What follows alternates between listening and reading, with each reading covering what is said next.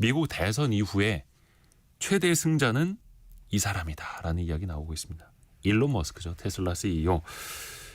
한때는 이제 트럼프 당선이 나고 철천지 원수 마냥 막 앙숙의 모습을 보이기도 했었는데 이제는 막 서로 지켜 세워주고 이런 브로맨스도 없습니다. 과연 또 미국의 빅테크 시장, 미국의 규제 어떻게 달라질까요? 미래생활사전 시간에 한번 속속들이 파헤쳐 보시죠. 서울경제신문 송일아 기자와 함께합니다. 안녕하세요. 네, 안녕하세요. 사실 일론 머스크가 세계 최고의 부자이기도 네. 하고 가장 주목받는 경영자이기도 한데 역시 확실한 한 방을 보여줬습니다. 그렇습니다. 저희가 정확히 석 달 전에 이 자리에서 네. 이 머스크와 트럼프를 주제로 또 이야기를 나눈 적이 있잖아요. 그렇죠. 근데 사실 그때만 해도 이 테슬라가 실적이 많이 안 좋아졌어가지고 막 헤매던 차에 각종 위기를 타개하기 위한 동아줄로 트럼프 전 대통령을 선택했다. 과연 이게 통할까? 뭐 이런 얘기를 나눴었거든요. 근데 그 동아줄이 알고 보니 황금 동아줄이었습니다.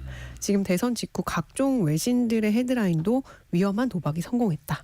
계속해서 이기기만 하는 머스크. 뭐 이런 식의 얘기가 나오고 있고 방금 전에 나온 속보도 실제 도널드 트럼프 미국 대통령 당선인이 오늘 이제 머스크 테슬라 CEO를 정부 효율부 수장으로 지명했다. 는 소식이 지금 들어와 있습니다. 한때 공화당 경선 단계에서 트럼프랑 같이 경쟁했던 이 기업인 출신 그 비벡 라마스와미랑 같이 해당 부처를 이끌게 됐다. 이렇게 지금 속보가 들어와 있거든요. 그러니까 실제로 지금 행정부에 들어가게 된 거죠. 그래서 정말 이번 대선의 최대 주인공은 사실 트럼프가 아닌 일론 머스크가 아니냐. 이런 게 좀 와닿고 있는 현실입니다. 근데 참 그 미국에서는 특히나 이제 정치 후원금이 엄청나게 중요하다 하더라고요. 선거 할 때 필요한 자금도 어마어마하다 보니까. 그렇죠. 역시 근데 일론 머스크는 돈이 많으니까 결국은 어떻게 보면 이제 이 머니 게임에서 승리한 걸 수도 있잖아요. 그렇죠. 사실 머스크 입장에서는 돈과 시간을 지금 이번 대선에 다 쏟아 부었습니다.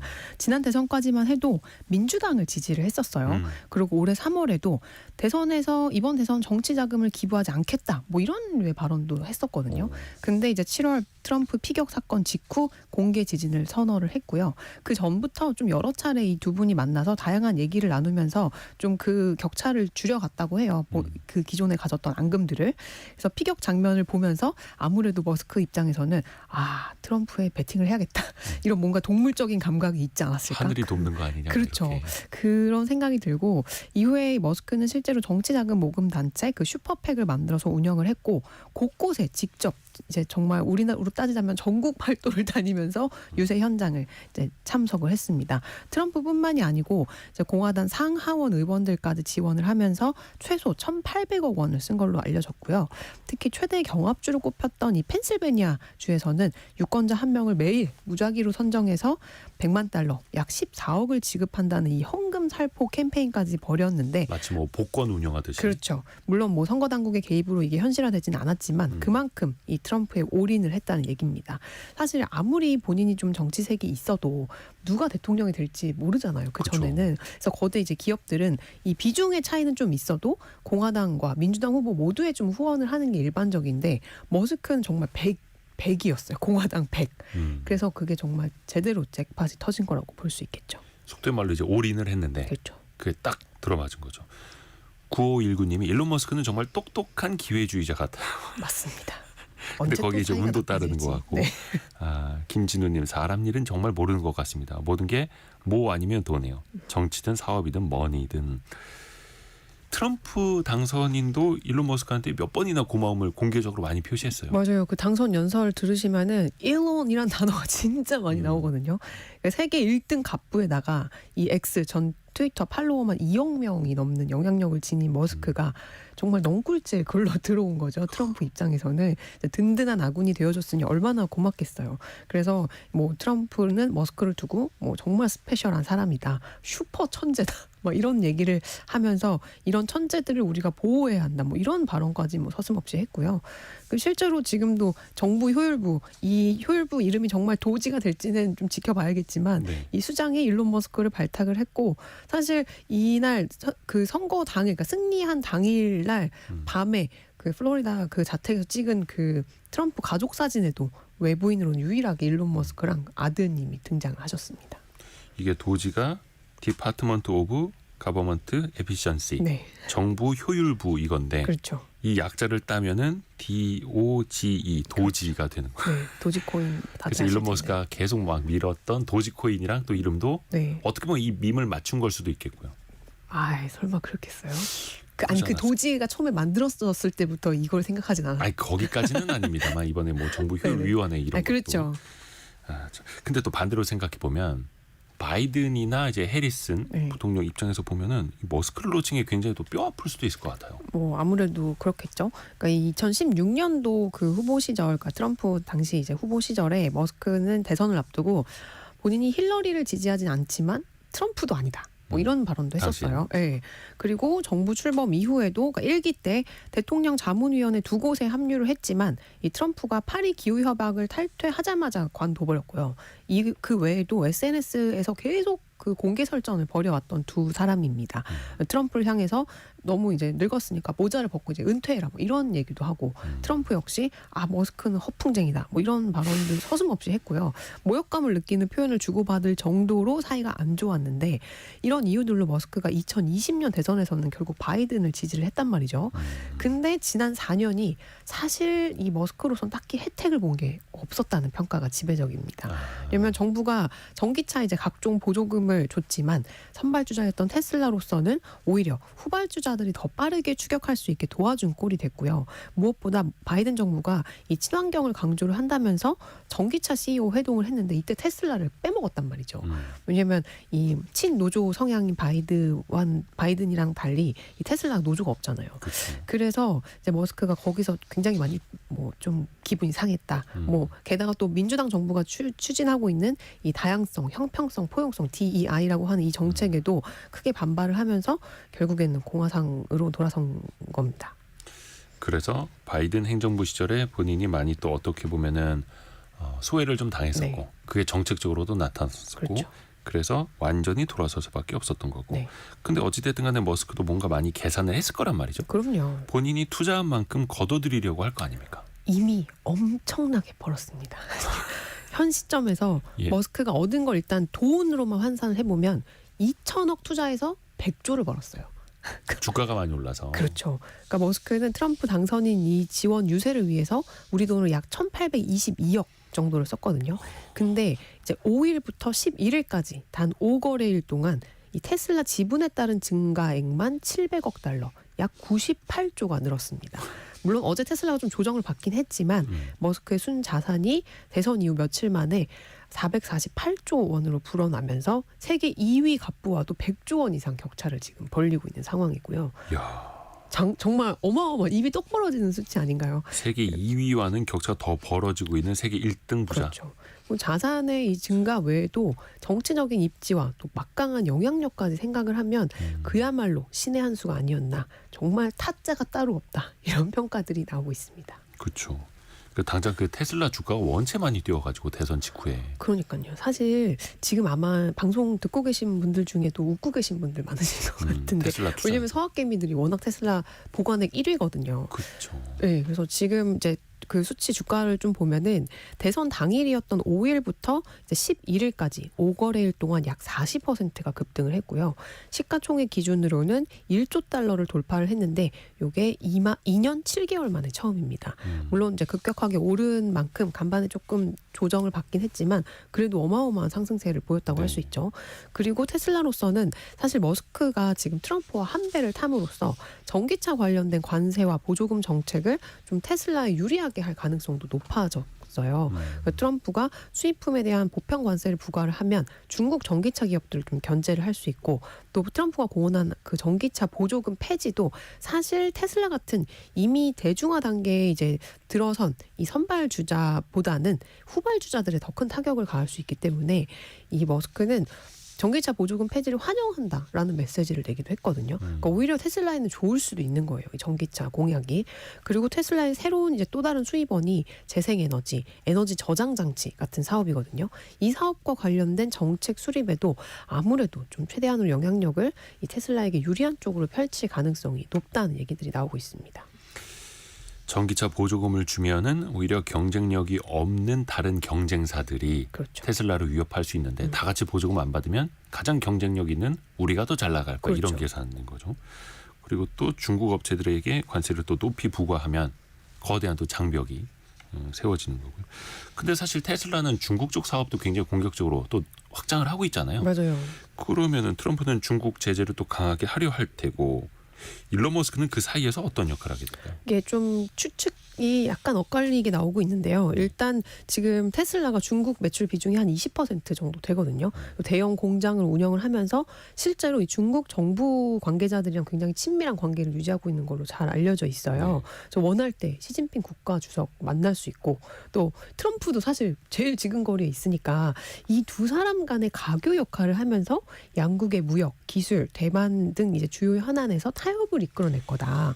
뭐 그러니까 이런 자기가 계획을 하면 자기 마음대로 미국과 그렇죠. 중국의 정상을 만날 수 있는 사람. 네. 그러니까 비밀 이 통로의 역할을 할 거다. 이런 이제 시각도 있거든요. 특히 이제 그 트럼프의 거침없는 이 반중 노선이 머스크의 영향을 받아서 이제 일부 후퇴할 가능성까지 거론이 되고 있습니다. 왜냐하면 머스크가 최근에 잇따라서 그 테슬라는 미국과 중국의 디커플링에 반대한다. 뭐 양국의 이해관계는 사실 이렇게 딱 자를 수 있는 게 아니고 샴쌍둥이처럼 얽혀 있다. 뭐 이런 다수의 좀 친중성 발언을 해왔는데 그렇죠. 이제 트럼프가 8월에 그 머스크랑 대담을 했었었는데 그때 이례적으로 중국에 대한 얘기를 안 했단 말이죠. 중국 때리기를 안 한 점이 좀 아무래도 이제 트럼프가 좀 특히 이게 굉장히 그 이너서클의 사교 모임 외교도 절차대로 하는 것보다는 조금 그냥 Hey what's up 약간 이런 느낌의 이제 소규모의 사교 모임식으로 하는 거를 선호한대요. 그렇게 따지면은 이제 머스크로서는 시진핑 국가주석이랑도 자리를 좀 마련해 볼 수 있지 않을까 이런 류의 좀 생각이 한 시각이 있고요. 하지만 이제 일부 공화당 의원들은 엄청난 지금 반중국파인 의원들이 계속 지명이 되고 있단 말이죠. 그러니까 이런 비공개 채널이 그다지 크게 효과를 못 볼 수도 있다라는 반론도 있습니다. 특히 지금 국무장관이랑 국가안보보좌관 물망에 오르고 있는 이제 마크 루비오 연방 상원 의원이나 마이크 왈츠 연방 하원 의원이 정말 미국의 최대 위협은 중국이다. 뭐 우리는 더 이상 그 어떤 타협의 여지가 없다. 뭐 이런 정말 강경한 매파이기 때문에 아무래도 이런 머스크의 가교 역할은 쉽지 않을 거다. 이런 류의 또 반론도 있어요. 요건 이제 현실적으로 어떤 장면이 그려질지는 네, 조금 더 지켜봐야 될것 되겠고. 같아요. 근데 머스크가 사실 테슬라 하나 보고 그 많은 돈을 투자한 건 아닐 거예요. 그렇겠죠. 일부 언론은 뭐라고 표현하냐면 머스크가 유일하게 부족했던 정치적 영향력까지 손에 넣었다라고 했고 또 다른 외신도 그가 백악관에 들어가는 마스터 키를 갖게 됐다라고 표현을 했습니다. 그래서 앞으로 사실 머스크는 이 전기차 회사 테슬라 CEO라는 직함보다는 AI, 우주기업, 소셜미디어 대표로서 더 자주 불릴 거다라는 분석도 나오고 있어요. 네. 지금 머스크가 가진 회사가 테슬라를 비롯해서 스페이스X, 그다음에 소셜미디어 X, AI 기업인 XAI, 다 X 이런 6개의 회사를 이끌고 있거든요. 이번 선거로 향후 트럼프 행정부의 산업 정책에 막대한 영향력을 행사할 것으로 예상이 되고 있습니다. 실제 지금 미국 ABC 방송에 따르면 머스크는 지난 5일 선거일 이후 거의 매일 같이 트럼프 당선인과 함께 시간을 보내고 있다고 해요. 멜라니아 트럼프 여사랑도 같이 식사하는 모습이 목격되기도 했고, 뭐 주말에는 뭐 트럼프 가족이랑 같이 골프를 진짜 좋아하잖아요. 트럼프 가족들이 이게 이 모든 자리에 함께하는 걸로 지금 보도가 되고 있습니다. 그러면서 이제 트럼프 당선인을 보좌할 이 참모진의 인선에도 깊숙이 관여하고 있고, 또 트럼프 측근 그룹에서 머스크 존재감이 점점 더 커지고 있다고 전했습니다. 심지어 그 트럼프가 우크라이나 뭐 튀르키예 대통령이랑 통화하는 자리에도 배석을 한 장면이 막 나왔었잖아요. 수화기를 직접 넘겨받고 막 얘기도 하고 막 그런 외교적인 영향력까지 지금 과시하고 있는 상황인데 참 이런 질주라고 해야 되나요? 네, 어떻게 폭주까지는 보면 이제 아니지만 대통령 예. 비서실장보다 더 가까이 있는 거네요. 그렇죠. 그래서 트럼프 1기와 2기의 가장 큰 차이점이 머스크다. 이런 얘기도 나오고 있습니다. 그리고 앞에서도 전달해 드렸습니다만 아예 본인이 입각, 네. 행정부에 들어가서 일을 할 그렇죠. 수도 있는 거고요. 네. 지금 도지 Department of Government Efficiency라고 이제 실제로 그 명칭이 될지 안 될지는 모르겠지만 이런 얘기가 나오고 있고, 머스크가 트럼프 당선이 확정되기 직전에 좀 승리할 걸로 이제 감이 왔을 때 본인의 X에다가 백악관을 배경으로 한 자기가 이제 세면대를 들고 들어가는 사진 한 장을 올렸어요. 합성 사진이죠. 예. 이게 작년에 트위터를 인수를 했을 때 트위터 본사에 본인이 직접 세면대를 직접 들고 들어가서 엄청난 구조 조정과 함께 비용 효율적인 구조로 회사를 이제 탈바꿈시킨 것이랑 이제 연상 이제 좀 오버랩이 됐는데, 그러면서 let that sink in이라는 표현을 했단 말이죠. 이 sink가 뭐 싱크대라는 표현도 있지만 sink in이라는 표현이 뭐 본인의 행동이나 말을 좀 깊이 이해해달라 뭐 이런 뜻으로도 쓰이거든요. 그래서 본인이 직접 이 트럼프 행정부의 여러 정책들에 관여할 의지가 있다는 걸로 해석이 됐습니다. 그래서 머스크는 지금 본인은 직책도 급여도 인정도 다 필요 없다. 미국을 위해 일하고 싶다. 뭐 이런 뜻을 계속 밝혀왔고, 지금 이 과감한 개혁을 통해서 정부 지출을 2조 달러, 우리 돈 2,780조 원을 줄이는 게 목표라고 하고 있습니다. 그래서 트럼프도 지금 방금 성명에서 이분들이 지금 이 정부 효율부 수장들이 우리와 함께 행정부가 정부 관료주의를 해체하고 과도한 규제를 줄이고 낭비적 지출을 줄이고 연방기관을 재구성하는 미국 살리기 운동에 필수적인 일을 해줄 걸로 기대한다. 이렇게 얘기를 했거든요. 김종호 님이 한국에서 저렇게 하면 국정농단 아닌가요? 그런 이야기 나올 만합니다. 정말 나올 만합니다. 아무리 이제 정치 후원금을 많이 냈다고 해도 정말 뭐 대통령 비서실장보다 더 옆에서 그렇죠. 더 많이 관여를 하고 있고 정상 간 외교 통화하고 있는데 그 전화 같이 바꿔서 정말 얘기하고 있고, 모든 것 위에 돈이 있다라는 그 자본주의의 끝판왕 미국을 보여주는 게 아닌가. 그래서 어떻게 보면 이제 공적인 직책을 맡아서 그렇게 또 그죠? 네. 공식적인 위원회 활동을 이제 하려고 하는 걸 네. 테고요. 어떻게 보면 이제 민간 기업을 이끄는 사업가가 정부의 공식적인 직함을 얻게 되는 거잖아요. 네. 이런 사례가 어떻게 좀 흔합니까? 미국에서는 상당히 그러니까 뭐 정권에 따라 좀 다르긴 하지만 좀 공화당이 맡았을 때는 이런 사례가 꽤 있었더라고요. 그래서 미국도 뭐 이런 겸업 금지 원칙이니 이상중 뭐 이런 여러 가지 절차들 방식들이 있어요. 그래서 다 지켜야 되긴 하는데 이 백악관의 조직과 인사가 전적으로 대통령의 권한이다. 이런 인식이 좀 강한 편이고요. 때문에 그 2차 대전 이후에도 미국의 유명 기업들의 수장이 좀 정부에 들어가서 자문 역할을 대거하거나 심지어 기관을 직접 관리하기도 했습니다. 그래서 이런 그 당시에 그래서 이 최고의 혁신가들을 고용을 해서 뭐 달 탐사에 성공하는 여러 가지 성과를 내기도 했거든요, 실제로. 그래서 기업가 출신의 정부 개혁을 맡은 사람들을 A팀이란 용어를 사용을 하더라고요. 그래서 머스크 역시 이제 어제 정부 개혁이 중요해져서 민간에서 일하고 있는 A팀이 정부의 시간을 할애할 때다. 이런 글을 또 올리기도 했어요. 하지만 이제 이해상충 방지 규정은 또 빡빡하기 때문에 뭐 주식을 백지 신탁해야 되는 여러 제약들이 있어요. 그래서 지금 뭔가 그 정규직보다는 고위급 위원회 수장을 맡을 거다 이런 관측들이 막 나왔었거든요. 그래서 지금 왜냐면 무보수 자문역의 경우는 기존 직책을 유지하면서 이게 가능했었거든요. 그래서 과연 이 정부 효율부 수장이 어떤 형태의 이제 근로 형태인지는 조금 더 지켜봐야 될 것 같습니다. 또 이런 궁금증이 자연히 드는 것 같습니다. 홍명숙 님이 이러다가 머스크가 차기 대권 주자로 되는 건 아닐지요 보내셨고, 맞아요. 김경수 님도 머스크가 대통령 후보로 나올까요? 정치도 할지 궁금하네요. 저도 그게 정말 궁금했는데 네. 찾아보니까 그거는 사실상 어렵더라고요. 아, 그래요? 왜냐하면 미국이 아니고 머스크는 남아프리카 공화국에서 태어났어요. 그래서 지금 미국 헌법은 미국 출생자로 이제 대통령 후보를 한정을 하고 있거든요. 그래서 그 조건에 지금 걸리기 때문에 지금 참모진으로서 미국 기선 헌법상 외국에서 태어난 일론 네. 머스크는 대통령 후보가 될 수 없다. 그렇죠. 이거는 이제 공식적인 거니까. 비선 실세로서 엄청난 역할을 하지 않을까. 그래서 비선은 뭐 아니지. 네, 그렇죠. 정부 뭐 네, 정부 효율위원회 뭐 효율위원장이니까. 위원장이 된다면 네네. 이제 그렇게 또 될 수 있다라는 거. 그건 이제 공식적인 직함이니까. 네. 근데 정부판 구조 조정을 하겠다라는 것 거기까지일까요? 일론 머스크의 야망이?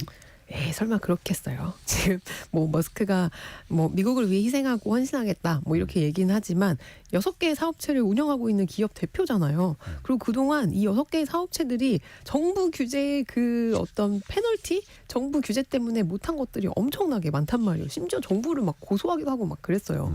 그래서 그동안 자신의 사업을 규제하던 이 정부 기관과 눈에 가시였던 업계 경쟁자까지 한꺼번에 감시를 하고 좀 날릴 수 있는 위치에 오르게 된 거라고 볼 수 있습니다.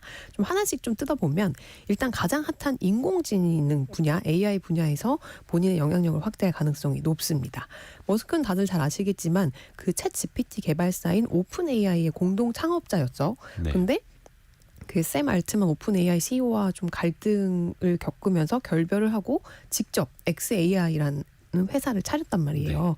그래서 그 사실 머스크는 대표적인 그 AI 규제론자예요. 그러니까 네. 대부분의 규제는 타파해야 된다고 주장을 하지만 이 AI 분야에서만큼은 기술이 인류를 멸종시킬 위기가 있다면서 일찌감치 정부가 통제하고 나서야 된다라고 규제 강화를 내세우고 있는데요. 작년에는 6개월 동안 모든 AI 개발을 중단하자는 다소 파격적인 서명을 돌리는데 앞장서기도 했습니다.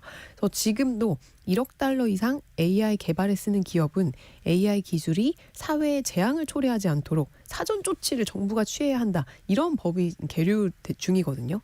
근데 이제 입각을 하게 되면 연방 차원에서 이런 류의 강력한 규제안이 나올 수도 있고요.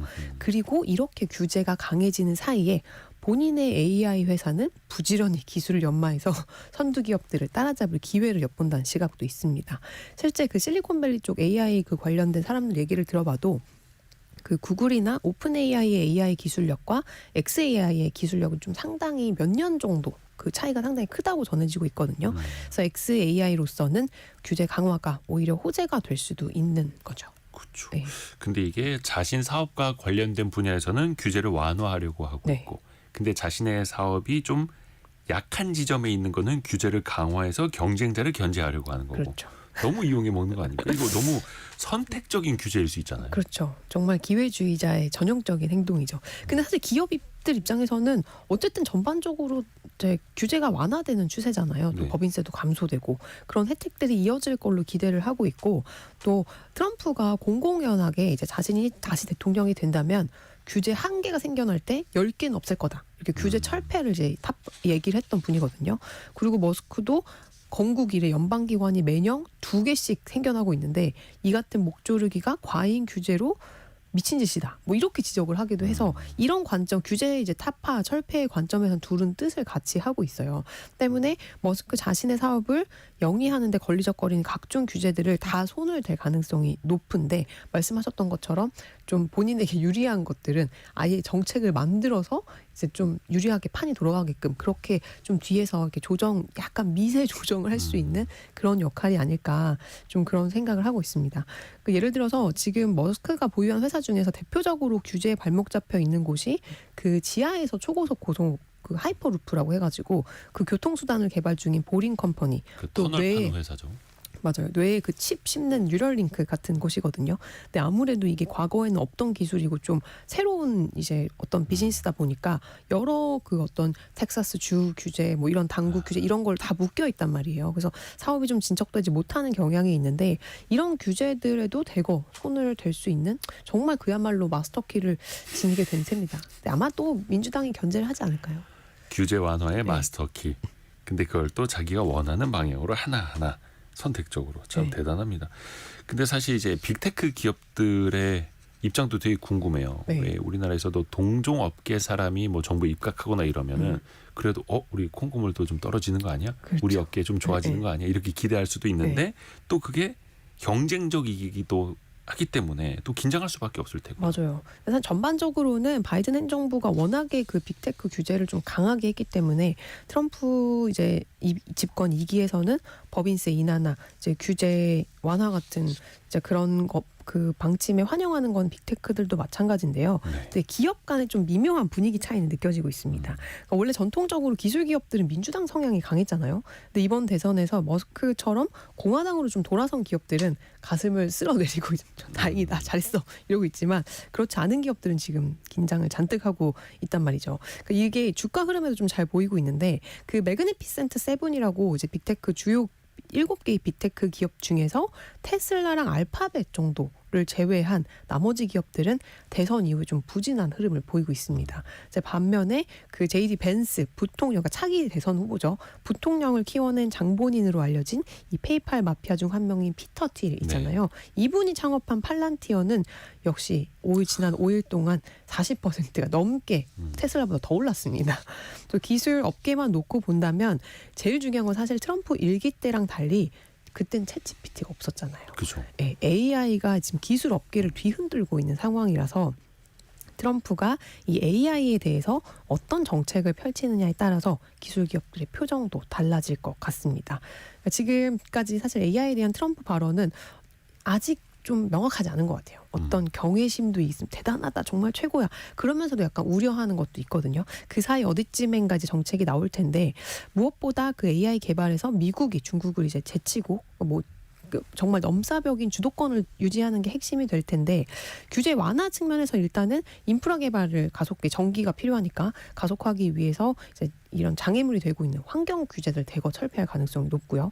그다음에 트럼프가 또 AI를 국방 분야에 좀 통합할 계획인 만큼 이제 국가 안보에 집중하는 좀 AI 스타트업들에게는 희소식으로 들려오고 있습니다. 근데 또 다만 아까 얘기했던 그 머스크가 AI 기술 개발에 강력한 규제론자이기 때문에 이 혁신과 규제 간 좀 어느 선에서 좀 균형을 찾아나가지 않을까 그런 생각을 하고 있습니다.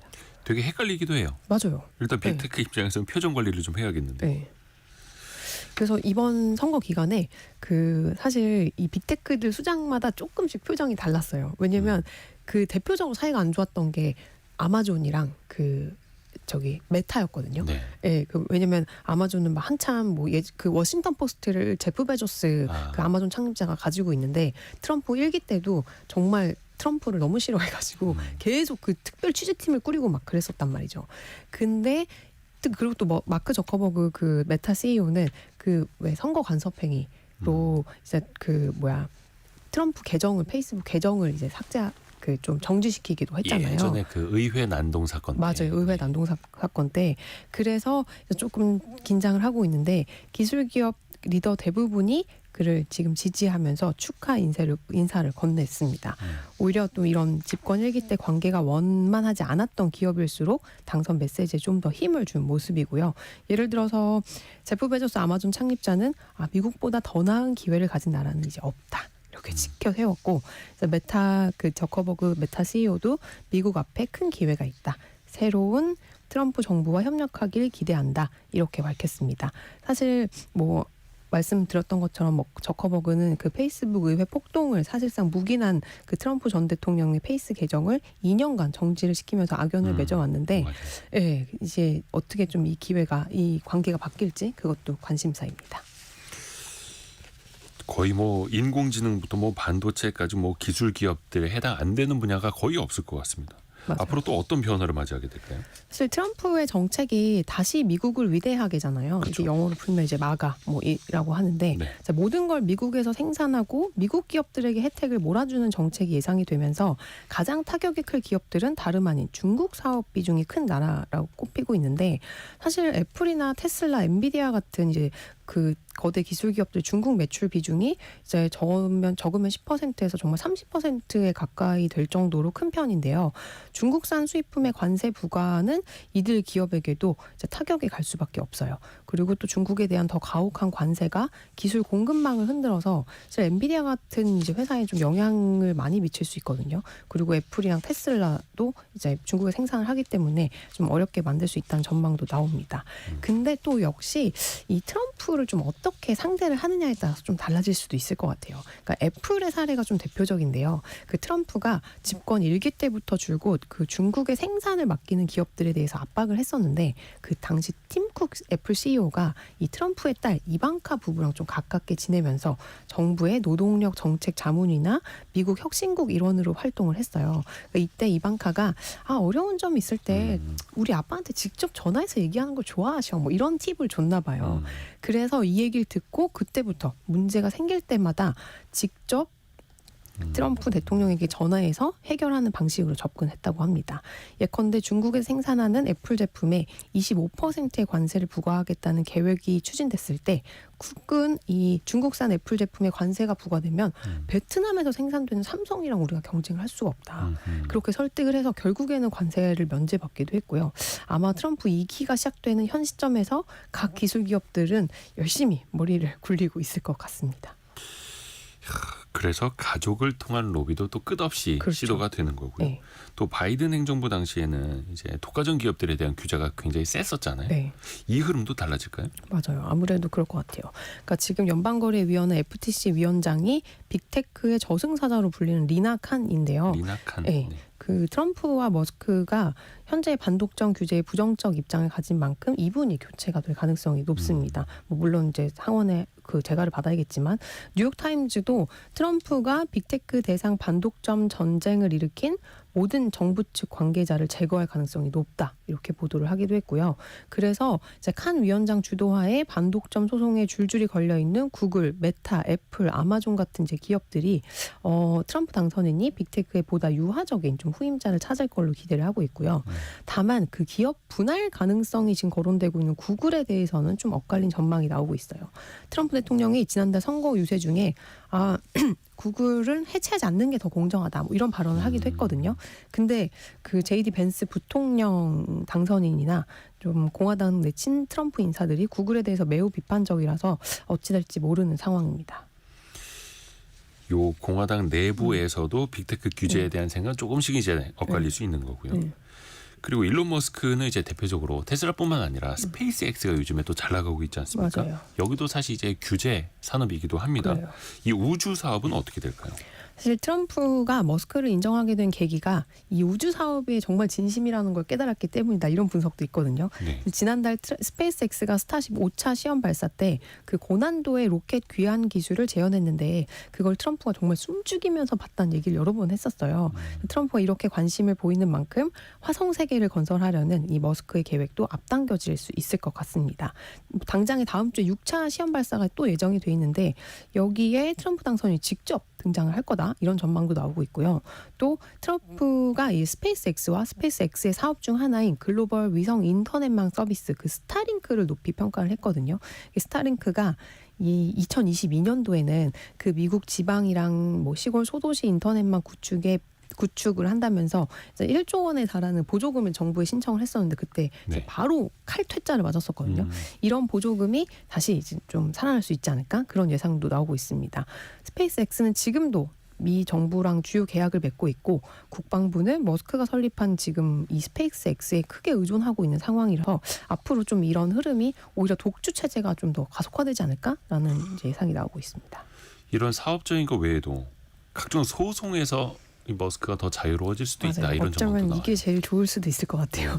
정부 지금 이제 입각을 할 예정이기 때문에 직접 규제 기관과 기업들을 감독할 권한이 생기는데 이는 머스크의 회사가 직면해 있는 최소 20건의 정부 조사 다수가 무산될 수도 있다는 뜻입니다.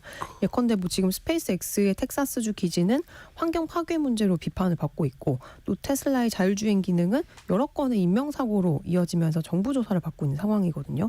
또 이번 선거에서 지금 X를 통해서 공화당에 유리한 뉴스들을 막 적극적으로 실어 날렸어요. 아예 대놓고. 그리고 과거에도 이제 가짜뉴스 확산 등으로 이 트위터가 SNS로 조사를 받고 있는데 이 모든 것들이 조용히 마무리될 수 있다는 얘기가 나오고 있습니다. 뉴욕타임즈는 뭐라고 했냐면 트럼프 1기 행정부를 봤을 때 그는 이제 친한 친구를 조사하는 법이 없었고 따라서 그의 법무부는 머스크의 잘못을 캘 가능성이 매우 낮다. 이렇게 또 얘기를 하더라고요. 정부 효율성위원회를 맡게 되면은 뭐 예산이 너무 낭비되는 조직이다라고 하면서 다른 규제 기관들을 또 압박할 수도 있을 테니 그렇죠. 또 그 규제 기관들은 일론 머스크의 눈치를 또 볼 수밖에 그럼요. 없을 테고요. 막강한 힘을 갖는 거네요. 네. 근데 이게 또 한편으로는 트럼프랑 머스크가 너무 폭주하는 것 아니냐. 맞아요. 이런 견제 시장이 또 커질 수도 있거든요. 맞아요. 사실 지금 세계 최고의 갑부인 머스크랑 최고의 권력자인 트럼프의 만남 자체만으로도 그야말로 지금 슈퍼파워를 얻은 거잖아요. 네.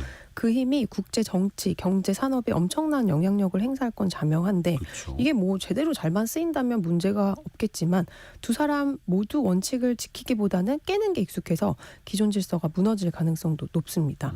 이미 지금 여러 곳에서 우려의 목소리가 나오고 있고요.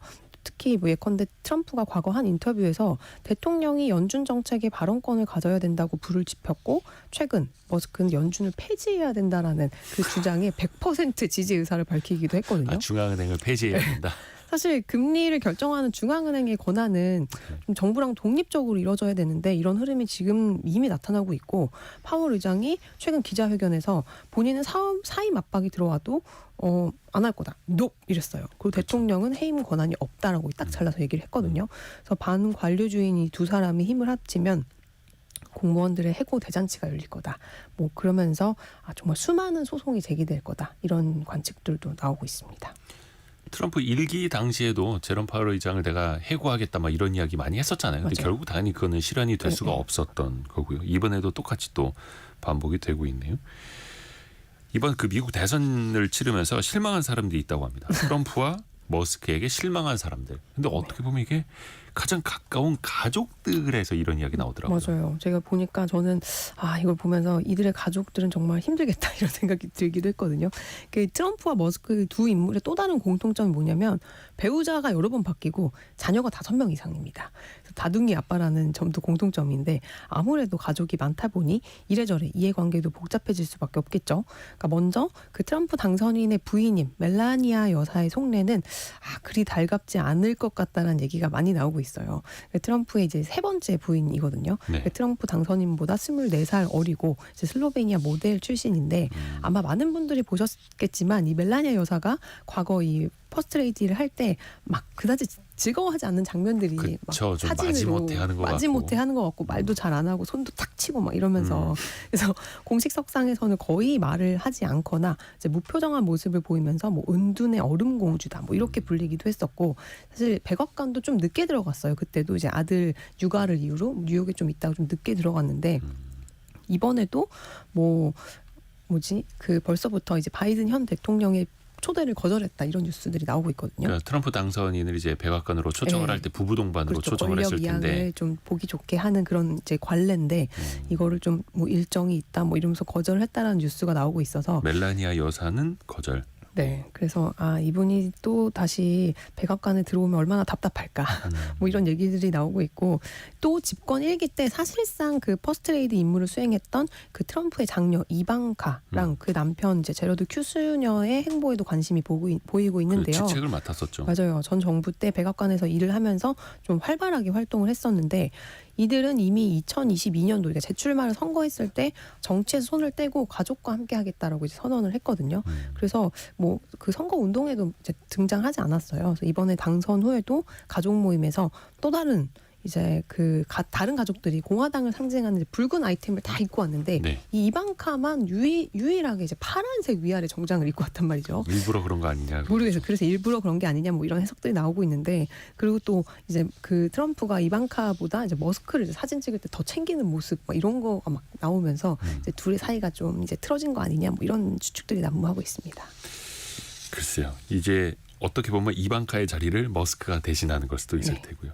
오늘 미국의 대선 그 이후 그리고 일론 머스크의 이야기까지 재미나게 들어봤습니다. 서울경제신문 송일아 기자 함께했습니다. 고맙습니다. 네, 감사합니다.